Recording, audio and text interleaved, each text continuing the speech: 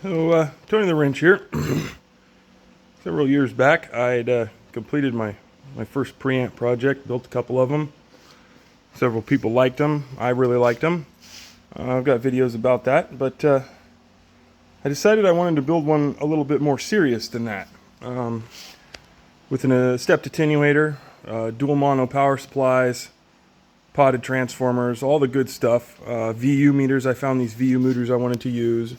And the idea of a stepped attenuator was really new and exciting to me. So I found this Shalco switch here. It's the same company as Davin. It's a Davin switch, that's right. Found this Davin 24 position shorting ladder attenuator switch. It was actually a 10 gang switch, but I cut the rest of the gangs off. I'm going to put a bearing back here to support the shaft, and I made a 24 position shorting ladder H pattern attenuator out of it. Pretty cool. I paid $1 for the switch. These meters here are VU meters that I got brand new. You can see they still have the shorting strap. Those are the boxes. They're Simpsons. They're made in the USA. Found them from a guy up in the canyon near me.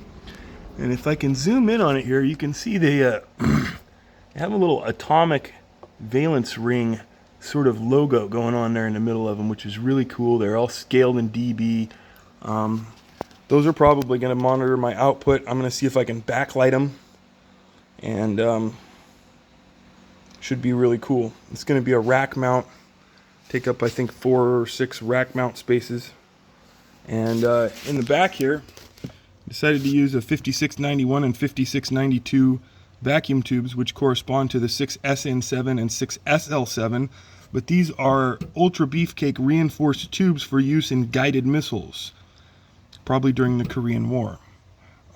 There is no better, beefier, higher quality, more expensive, better made 6SN7 tube on the earth, and there probably never will be, because this was a cost no object designed by the United States military and Bendix Aviation.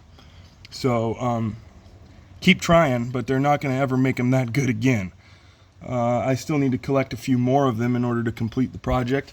Another cool thing about this is I built the power supply chassis in its own chassis, and it plugs in with these octal plugs I robbed out of organs. So you can unplug one entire side of the power amp, the left or right side, in order to diagnose things, or just make it a mono amp, or for whatever reason. This one here is going to run up to the switches in the front panel.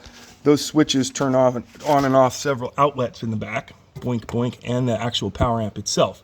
So 2 other accessories can be powered off of this amplifier. That's the hatch on the bottom. If you take these 4 screws out, it's nice and flush. If you take these 4 screws out, you can get to the power supply, which is already built and makes the correct voltages. I just got sidetracked with other things in life and put this on the back burner and have not finished it yet. Got some cool rack handles in there. I've got the parts. I'm not really hurting for anything besides just time and focus to put this together. And if somebody wanted to sponsor my tacos for a month, I'd do a series of videos on putting this thing together and make it a top priority. But as it goes, I got to work. I got to pay for tacos. I got to do my thing, fixing cars, and not working on hi-fi for the time being, because I've got tacos to pay for. Otherwise, I get skinny and wither away. Anyway, the idea here is to be a Scott-style feedback phono stage.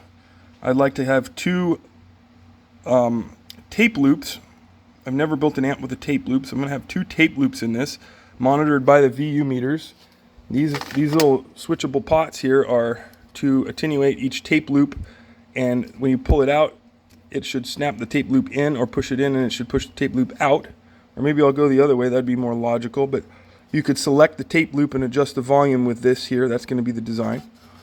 And the output will be a shunt regulated push-pull line stage, similar to my other preamps, with the resistor values changed to match the 6SN7 tubes, or the 5692 tubes that I'm going to use.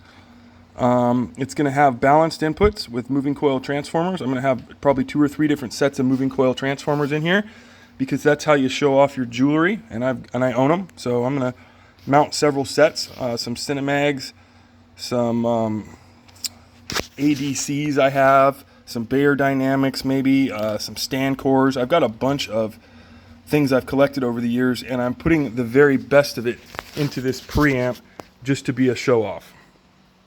So, because I can. Anyway, I'd love to hear your comments. I'd love to hear what you have to say about this stuff. It's something I really enjoy building.